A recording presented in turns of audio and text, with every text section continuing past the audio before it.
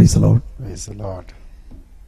Bethel IPC അരിസോണയിലുള്ളതായ Bethel IPC സഭ ക്രമീകരിച്ചിരിക്കുന്ന ഈ ഇന്റർവ്യൂവിൽ സംബന്ധിക്കുവാൻ തക്കവണ്ണം പാസ്റ്റർ ഡോക്ടർ ബി വർഗീസ് കാണിച്ചതായ വിശാല മനസ്ഥിതി ഓർത്ത് വലിയവനായ ദൈവത്തെ സ്തുതിക്കുന്നു, സ്തോത്രം ചെയ്യുന്നു.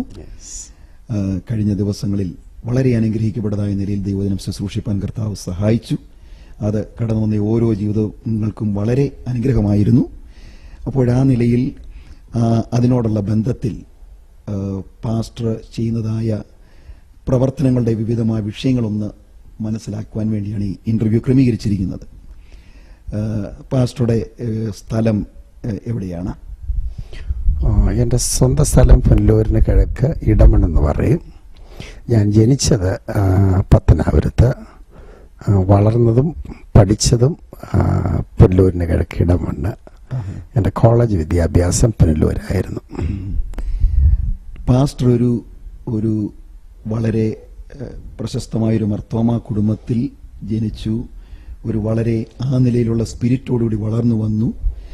വിവിധ മർത്തോമ സഭയുടെ വിവിധ മണ്ഡലങ്ങളിൽ, പ്രത്യേകിച്ച് യുവജനങ്ങളുടെ ഇടയിലൊക്കെ വളരെ ആക്റ്റീവായിട്ട് പ്രവർത്തിച്ചു എന്ന് മനസ്സിലാക്കുവാൻ തക്കവണ്ണം കഴിയുന്നുണ്ട്. പക്ഷേ അങ്ങനെ ഒരു മർത്തോമ സഭയിൽ ഒരു വൈദികനായി തീരുവാൻ തക്കവണ്ണം മാതാപിതാക്കൾ അതിനുവേണ്ടി നേർന്നു. ആ നിലയിൽ ആഗ്രഹത്തോടെ വളർന്നു വന്നതായ പാസ്റ്റർ എങ്ങനെയാണ് ഈ പെന്തക്കോസ്ത് മണ്ഡലത്തിൽ എത്തിച്ചേരുവാൻ തക്കവണ്ണം ഇടയായത്? കുഞ്ഞു പ്രായം മുതലേ എൻ്റെ മനസ്സിൽ ഒരു വൈദികനായി തീരണം എന്നുള്ള ആഗ്രഹമുണ്ടായിരുന്നു. മാതാപിതാക്കൾ എന്നെ ആ നിലയിൽ വളർത്തിക്കൊണ്ടുവന്നു. എങ്കിലും എൻ്റെ ഹൈസ്കൂൾ വിദ്യാഭ്യാസം ആരംഭിച്ചത് മുതൽ കൂട്ടുകാരോടൊത്ത് വഴിതെറ്റുവാനായിട്ട് ആരംഭിച്ചു. കൂട്ടുകാരോടൊത്ത് മദ്യപിക്കുവാനും ആ നിലയിലുള്ള ജീവിതം നയിക്കാനും തുടങ്ങി. അങ്ങനെ വന്നപ്പോൾ വിദ്യാഭ്യാസത്തോട് ഒട്ടും താല്പര്യമില്ലാത്തൊരു സ്ഥിതി വന്നു. ഏതായാലും കഷ്ടിച്ച് SLC ഒക്കെ പാസ്സായി കയറി വന്നു. പിന്നീട് പ്രീ ഡിഗ്രിക്ക് പഠിക്കാനും ഒക്കെ ഇടയായി തീർന്നു. ഞാൻ പ്രീ ഡിഗ്രിക്ക് പഠിക്കുന്ന അവസരത്തിലാണ്, അതിന് 2ാം വർഷം ഒടുവിൽ വരുമ്പോഴാണ് മഞ്ഞപ്പിത്ത രോഗത്താൽ ബാധിതനാകുന്നു. അത്യാസന്ന നിലയിൽ വന്നുപെടുന്നു. ഒരു ദിവസം രാത്രി ഏകദേശം 3 മണി സമയത്ത് ഞാൻ സ്വർഗീയമായൊരു ശബ്ദം കേട്ടു. എനിക്ക് ചുറ്റും ഒരു വലിയ പ്രകാശമുണ്ടായി. അതിന് നടുവിൽ ഞാൻ കേട്ട ദൈവശബ്ദം ഇതാണ്: മകനെ, നീ എന്നെ മാനിച്ചാൽ ഞാൻ നിന്നെ മാനിക്കും. എന്നാൽ ദൈവശബ്ദമാണെന്നൊന്നും തിരിച്ചറിയാനായിട്ട് കഴിഞ്ഞില്ല. എന്നാൽ ഞങ്ങളുടെ വീട്ടിൽ നിന്ന് വന്നാൽ ഒരു 1.5 കിലോമീറ്റർ അകലെയുള്ളതായ CPM ചർച്ചിൽപ്പെട്ട ഒരു കർത്തൃദാസനെ ദൈവം ഭവനത്തിൽ കൊണ്ടുവന്നു. അദ്ദേഹം മുഖാന്തരമാണ് ദൈവശബ്ദമാണ് തിരിച്ചറിയാനായിട്ടിടയായത്. അദ്ദേഹം എൻ്റെ രോഗത്തിന് വേണ്ടി പ്രാർത്ഥിച്ചു. എനിക്ക് സൗഖ്യമുണ്ടായി. അദ്ദേഹം എനിക്ക് സുവിശേഷ വചനങ്ങൾ പറഞ്ഞു തന്നു. ആ വചനങ്ങൾ ഞാൻ ഉരുവിടാനും ആവർത്തിക്കാനും തുടങ്ങി. അതെൻ്റെ ഉള്ളിൽ ക്രിയ ചെയ്തു. ആ നിലയിലാണ് ഈ രക്ഷയുടെ അനുഭവം എനിക്ക് കരസ്ഥമാക്കുവാനിടയായി തീർന്നത്.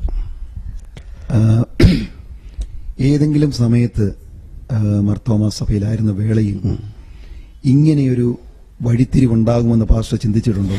ഞാൻ ഒരിക്കലും വിചാരിച്ചതല്ല.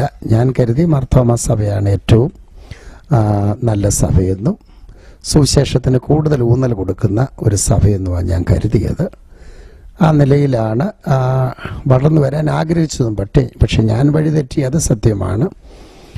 അതുകൊണ്ട് മർത്തോമ സഭയ ഒരു നവീകരണം പ്രാപിച്ച സഭ, അതിൽ കൂടെ ആത്മീയ നിലവാരം പുലർത്തി മുന്നോട്ട് പോകാൻ കഴിയുമെന്നാണ് ഞാൻ കരുതിയത്.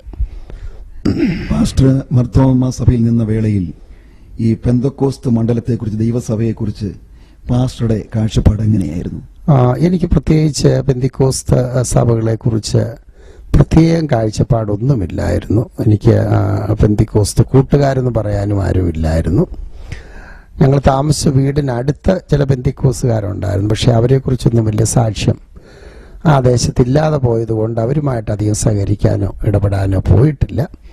പിന്നെ കാണുമ്പോഴൊക്കെ ഒന്ന് ചിരിക്കും, കാര്യങ്ങൾ ചോദിക്കും. അതിൽ കവിഞ്ഞ് കൂട്ടായ്മയ്ക്കാകട്ടെ അവരുടെ ചർച്ചകളിലാകട്ടെ ഞാൻ പോയിട്ടില്ല. അങ്ങനെ ഒരു താല്പര്യമൊട്ട് ഞാൻ കാണിച്ചിട്ടുമില്ല.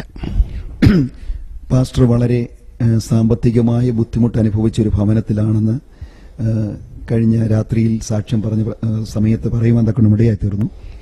അപ്പോൾ അങ്ങനെ ഒരു ഭവനത്തിൽ മാതാപിതാക്കൾ വളരെ പ്രതീക്ഷയോടെയാണ് പാസ്റ്ററെ വളർത്തിക്കൊണ്ടുവന്നെന്നുള്ളതിന് യാതൊരു സംശയവുമില്ല. പക്ഷെങ്കിൽ ദൈവം സന്ദർശിച്ച വേളയിൽ ആ നിലയിൽ മുൻപോട്ട് ചൂടുവയ്ക്കുവാൻ തക്കണം ഇടയായപ്പോൾ അത് മാതാപിതാക്കളോടുള്ള സ്നേഹം ഒരു വശത്ത്, അപ്പോൾ ഇങ്ങനെയൊരു തീരുമാനമെടുക്കേണ്ട ഒരു സന്ദർഭം വന്നപ്പോൾ അത് പാസ്റ്റർ എങ്ങനെ അതിനെ ഫേസ് ചെയ്തു, മാതാപിതാക്കളുടെ ഹൃദയത്തെ തകർക്കേണ്ട ഒരു സാഹചര്യം ഉണ്ടായപ്പോൾ എങ്ങനെ ആ തീരുമാനത്തെ ഉറച്ചു നിൽക്കുവാൻ തക്കണം കഴിഞ്ഞു? അതൊരു നല്ല ചോദ്യമാണ്. ഇതിനകത്ത് രണ്ട് വിഷയങ്ങളാണ്. ഒന്ന്, മാതാപിതാക്കളെ ബഹുമാനിക്കണം, സ്നേഹിക്കണം, അവരുടെ താല്പര്യത്തിന് ഒരിക്കലും ഹാനി സംഭവിക്കരുതെന്നും അപ്പോൾ തന്നെ കർത്താവിൻ്റെ വേലയ്ക്കായുള്ള വിളി എനിക്കുണ്ടാകുന്നു, ആ വിളി ഞാൻ ഏറ്റെടുത്ത് കർത്താവിന് വേണ്ടി ഇറങ്ങി വരണം. ഇത് ഒരു വലിയ കോൺഫ്ലിക്റ്റായി എന്നിൽ അവശേഷിച്ചു.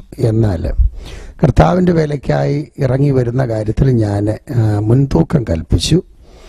ഏതായാലും കുഞ്ഞു പ്രായം മുതൽ എന്നെ സുവിശേഷ വേലയ്ക്ക് നേർന്നത്, അങ്ങനെ അങ്ങ് സുവിശേഷ വേലയ്ക്ക് തന്നെ ജീവിതം സമർപ്പിക്കുവാനും അത് പെന്തിക്കോസ് മാർഗം അനുസരിച്ച് മുന്നോട്ട് പോകുവാനും എനിക്ക് താല്പര്യം തോന്നി. അതിനെനിക്കിടയായി തീർന്നത് എൻ്റെ അമ്മയുടെ രണ്ട് ജ്യേഷ്ഠത്തിമാർ അവരുടെ മക്കളിൽ ഓരോരുത്തർ ഈ സത്യം അറിഞ്ഞ് ഇതിനോടകം ഇറങ്ങി. അപ്പോൾ അവർ മണക്കാലയുള്ളതായ സെമിനാരിയിൽ പഠിക്കുന്നു. ഒരാൾ പഠിച്ച് പൂർത്തീകരിച്ചു, മറ്റൊരാൾ പഠിച്ചുകൊണ്ടിരിക്കുന്നു. അപ്പോൾ അവരോട് ഞാൻ ഇടപെട്ടു. അവർ തന്ന ആ ഒരു നിർദ്ദേശമനുസരിച്ച് അങ്ങനെ മണക്കാല ബൈബിൾ കോളേജിൽ വന്ന് ജോയിൻ ചെയ്യാനും അങ്ങനെ പെന്തിക്കോസ്ത് സഭയുമായിട്ട് അവിടെ മുതൽ മുന്നോട്ട് പോകുവാനും ഇടയായി തീർന്നു. അങ്ങനെ ദൈവം തന്നതായ ഒരു ദർശനം, ആ കാഴ്ചപ്പാട് സ്വീകരിച്ചതുകൊണ്ട് ഇന്ന് പാസ്റ്റർക്ക് എന്തെങ്കിലും നിരാശ വല്ലതും തോന്നുന്നുണ്ടോ? എനിക്ക് ഒട്ടും നിരാശയില്ല. ആ കാര്യത്തിൽ എനിക്ക് അങ്ങേയറ്റം സന്തോഷമേ ഉള്ളൂ. മാർത്തോമാ സഭയിൽ ഞാൻ നിന്നപ്പോൾ ഉണ്ടായിരുന്ന ആത്മീയ നിലവാരമല്ല ഇപ്പോൾ പെന്തിക്കോസ് സഭയിലുള്ളപ്പോൾ എനിക്കുള്ളത്. മാർത്തോമാ സഭയിൽ ഞാൻ മനസ്സിലാക്കിയ പല കാര്യങ്ങളും, അല്ലെങ്കിൽ ആ സഭ ഉപദേശിച്ചുള്ള പല കാര്യങ്ങളും ആ സഭയിൽ അനുഷ്ഠിക്കുന്നതായി ഞാൻ കണ്ടിരുന്നില്ല. എന്നാൽ ആ സഭ ഉപദേശിച്ചുള്ള പല കാര്യങ്ങളല്ല, ഒട്ടനവധി കാര്യങ്ങളും പെന്തിക്കോസ് സഭ അതുപോലെ അനുസരിച്ച് പോകുന്നു എന്നും വചനപ്രകാരം മുന്നോട്ട് പോകുന്ന ഒരു സഭയാണ് പെന്തിക്കോസ് സഭയെന്നും ഇത് യഥാർത്ഥമായ ഒരു മാർഗമാണ്, ഈ മാർഗത്തിൽ കൂടെ മുന്നോട്ട് പോയാൽ സ്വർഗരാജ്യത്തിൽ എത്തിച്ചേരാമെന്നും എനിക്ക് നല്ലവണ്ണം ബോധ്യമായി. ആ ബോധ്യമായതിൻ്റെ അടിസ്ഥാനത്തിലാണ് ഈ സത്യം തിരഞ്ഞെടുക്കാനും ഈ വഴിയെ ഇറങ്ങിത്തിരിപ്പാനും ഇടയായത്. അപ്പോൾ ഈ മാർത്തോമാ സഭ അനുഷ്ഠിക്കാത്തതും പെന്തക്കോസ് സഭ അനുഷ്ഠിക്കുന്നതും എന്ന് പറയുന്നതിന് ഒരു ഉദാഹരണം ഒന്ന് പറയാമോ? ഉദാഹരണം പലതുണ്ട്. ഒന്ന്,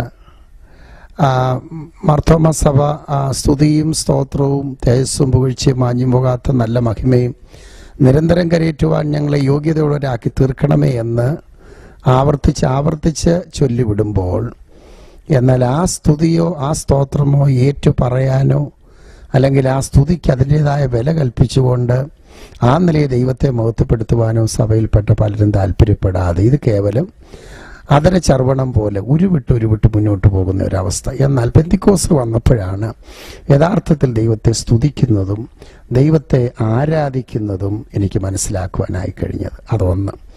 രണ്ടാമത്തെ അനുഭവം എന്ന് പറയുന്നത് വിശുദ്ധ മേശയോടുള്ള ബന്ധത്തിൽ, കർത്തൃമേശയോടുള്ള ബന്ധത്തിൽ മാർത്തോമാ സഭയിലായിരുന്നപ്പോൾ കുർബാന എന്നതിനെ പറയുന്നു. ആ കുർബാന വിശുദ്ധിയും വെടിപ്പുള്ളവർക്ക് മാത്രം നൽകപ്പെടുന്നു എന്ന് സമർത്ഥിക്കുന്ന സ്ഥാനത്ത് അതിൽ വന്ന് പങ്കുകൊള്ളുന്നവർ, മദ്യപിക്കുന്നവരും പുകവലിക്കുന്നവരും ദുർനടപ്പാചരിക്കുന്നവരും കള്ളക്കച്ചവടം ചെയ്യുന്നതുമായ ആളുകൾ ഇതിൽ വന്ന് പങ്കുകൊള്ളുന്നത് എന്നെ കണ്ടുകൊണ്ട് കണ്ടത് എൻ്റെ മനസാക്ഷിക്ക് വേദന ഉണ്ടാക്കി. എന്നാൽ അതിൽ തികച്ചും വ്യത്യസ്തമായിട്ട് പെന്തിക്കോസ് സഭയിൽ രക്ഷിക്കപ്പെട്ട് സ്നാനപ്പെട്ട് അതും വിശുദ്ധിയും വേർപാടും പാലിക്കുന്നവർക്ക് മാത്രമേ ഈ വിശുദ്ധ മേശ കൊടുക്കുന്നുള്ളൂ എന്നും പാലിക്കാത്ത കേസുകൾ അങ്ങനെയുള്ളവരെ ഇതിൽ നിന്ന് ഒഴിവാക്കിയിരുന്നത് എൻ്റെ കണ്ണിന് മുമ്പിൽ എനിക്കത് കാണുവാൻ കഴിഞ്ഞതുകൊണ്ടും എനിക്കത് ബോധ്യമായതുകൊണ്ടും ഞാൻ മനസ്സിലാക്കുന്നു ഇതാണ് യഥാർത്ഥമായ മാർഗം, യഥാർത്ഥമായ ഉപദേശം. ദൈവം തന്ന ദർശനത്തിനനുസരിച്ച് മുൻപോട്ട് പോകാൻ ചുവടുവെച്ചപ്പോൾ ഭവനത്തിൽ നിന്നും എതിർപ്പുകളുണ്ടായിരുന്നു? ഭവനത്തിൽ നിന്നും എതിർപ്പുകൾ എന്ന് പറയുമ്പോൾ അവർക്കേറ്റതായ മാനസികമായ വിഷമം, വേദന എന്ന് പറഞ്ഞാൽ അവർ പ്രതീക്ഷിച്ചത് ഒരു വൈദികനായി കാണാനും ആ നിലയിൽ ഉയർന്നു വരുവാനും ആ പ്രതീക്ഷ അത് സാധിക്കാവുന്നപ്പോൾ അവർക്ക് മനസ്സിൽ വിഷമം ഉണ്ടായി. അപ്പം പിന്നെ എന്നിൽ നിന്നുള്ള പ്രതീക്ഷകളൊക്കെ അവർക്ക് നഷ്ടപ്പെട്ട നിമിത്തം ഉണ്ടായിട്ടുള്ള പ്രതികരണങ്ങൾ പല വിധത്തിൽ ഞാൻ ഏൽക്കേണ്ടി വന്നു. അങ്ങനെ ഭവനത്തിൽ നിന്ന് ഒരളവിൽ പുറത്തു പോകേണ്ടി വന്ന ഒരു സ്ഥിതി ഉണ്ടായി. ആത്മീയ മണ്ഡലത്തിൽ ഡോക്ടർ ബി വർഗീസ് വളരെ അറിയപ്പെടുന്നതായ ഒരു ദേവദാസനാണ്. ഒരു ബഹിമുഖ പ്രതിഭ എന്ന് തന്നെ വേണമെങ്കിൽ പറയാം. അതിനകത്ത് യാതൊരു അതിശയോക്തിയുമില്ല.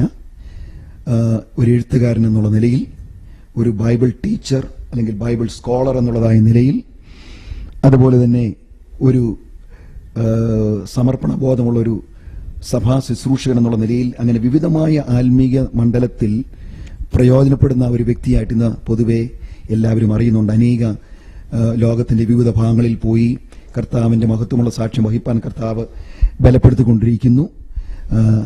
ആ നിലയിൽ ഒരു അധ്യാപകൻ എന്നുള്ള നിലയിൽ ഈ കഴിഞ്ഞ ഏകദേശം ഏകദേശം ചിലവഴിച്ചതായ വർഷങ്ങൾ നേടുവാൻ കഴിഞ്ഞിട്ടുള്ള ഓർമ്മയിലുള്ള ചില നേട്ടങ്ങളെക്കുറിച്ചൊന്ന് പറയാമോ? കഴിഞ്ഞ 4 നൂറ്റാണ്ടുകളായി ഞാൻ ഈ അധ്യാപക വൃത്തിയിൽ ഏർപ്പെട്ടിരിക്കുന്നു. ദൈവത്തിൻ്റെ വചനമാണ് ഞാൻ വിദ്യാർത്ഥികളെ പഠിപ്പിച്ചുകൊണ്ടിരിക്കുന്നത്. അത് മണക്കാലയുള്ള ഫെയ്ത്ത് തിയോളജിക്കൽ സെമിനാരിയിലാണ് കൂടുതൽ സമയം ചിലവഴിച്ചിട്ടുള്ളതെങ്കിലും കുമ്മനാട്ടുള്ളതായ ഇന്ത്യ ബൈബിൾ കോളേജ് ആൻഡ് സെമിനാരിയിൽ ഒരു വിസിറ്റിംഗ് ഫാക്കൽറ്റി ആയിട്ടും, അതുപോലെ ബഥേൽ ബൈബിൾ കോളേജിൽ ഒരു വിസിറ്റിംഗ് ഫാക്കൽറ്റി ആയിട്ട്, അങ്ങനെ പലയിടങ്ങളിൽ ദൈവത്തിൻ്റെ വചനം പഠിപ്പിക്കുന്നുണ്ട്.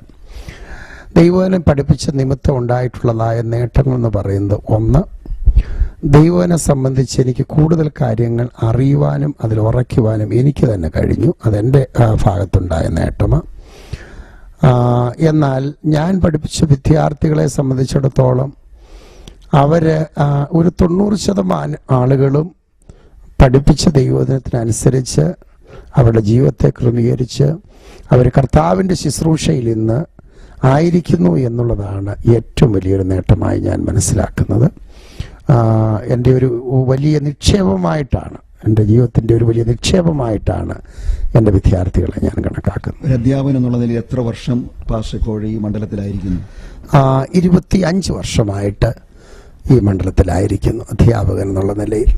ആ നിലയിൽ പാസ്റ്റർക്ക് ഏറ്റവും സംതൃപ്തി നൽകുന്ന വിഷയം എന്താണ്? ഒരു അധ്യാപകൻ എന്നുള്ള നിലയിൽ കഴിഞ്ഞ 25 വർഷം ഏറ്റവും സംതൃപ്തി നൽകുന്ന വിഷയം എന്ന് പറയുന്നത്, അനേക വിദ്യാർത്ഥികളെ അവരുമായിട്ട് അടുത്ത് ഇടപെടാനും അടുത്ത് മനസ്സിലാക്കാനും, ദൈവവചനത്തിൻ്റെ ABC എന്താണെന്ന് അറിയാത്ത വിദ്യാർത്ഥികളെ ദൈവവചനം എന്താണെന്ന് പറഞ്ഞ് മനസ്സിലാക്കി കൊടുത്ത് ആ നിലയിൽ അവരെ വചനത്തിൽ ഉറപ്പിക്കുവാനും ഇടയായത് ഒരു വലിയ സംഗതിയായിട്ടാണ് ഞാൻ മനസ്സിലാക്കും. ഈ ഒരു കാലത്ത്, അതായത് നമ്മുടെ പിതാക്കന്മാരുടെ കാലഘട്ടത്തിൽ ദർശനവും അതുപോലെ ശ്രേഷ്ഠമായ ഒരു വിഷനും ഉണ്ടായിരുന്നവരാണ് സാധാരണ ബൈബിൾ സ്കൂളുകളിലൊക്കെ ചേർന്ന് പഠിച്ച് അവർ കർത്താവിൻ്റെ വയലിലേക്ക് പോകുവാൻ തക്കൊണ്ട് ഇവിടെയായിട്ടുള്ളത്. പക്ഷെങ്കിൽ ഇന്ന് കാലഘട്ടം മാറിയപ്പോൾ കർത്താവിന് വേണ്ടി ചിലത് നേടണമെന്നുള്ളതിലുപരിയായിട്ട് ഭൗമികമായ നന്മകളിലാക്കി അപ്പോഴാ ഒരു ചിന്തയോടുകൂടി ഇന്ന് പലരും ബൈബിൾ സ്കൂളുകളിലും കോളേജുകളിലും ചേരുന്നുണ്ട്, പഠിക്കുന്നുണ്ടെന്ന് ഒരു പൊതുവെ ഒരു ധാരണയുണ്ട്. അപ്പോൾ ആ നിലയിൽ അങ്ങനെയുള്ളതായ വിദ്യാർത്ഥികൾ പലപ്പോഴും